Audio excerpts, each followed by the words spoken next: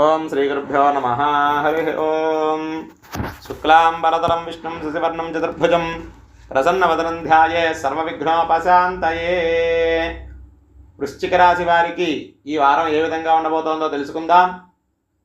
ఈ ఆదివారం నుండి వచ్చే ఆదివారం వరకు ఈ రాశి వారికి విశాఖ నక్షత్రం 4వ పాదం కానీ, అనురాధ 1, 2, 3, 4 పాదాలు కానీ, జ్యేష్ఠ 1, 2, 3, 4 పాదాలు అయినట్లయితే మీ జన్మరాశి వృశ్చిక రాశి అవుతుంది.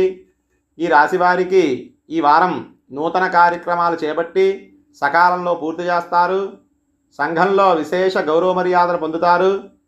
చిన్ననాటి మిత్రులతోటి విందు వినోద కార్యక్రమాల్లో పాల్గొంటారు. ఆత్మీయుల నుంచి కీలక సమాచారం అందుకుంటారు. స్థిరాస్తి వివాదాలు ఒక పరిష్కారానికి రావడానికి చాలా వరకు అవకాశాలున్నాయి.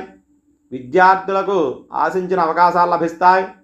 శత్రువులు కూడా మిత్రులుగా మారి సహాయ సహకారాలు అందించడానికి చాలా వరకు అవకాశాలున్నాయి.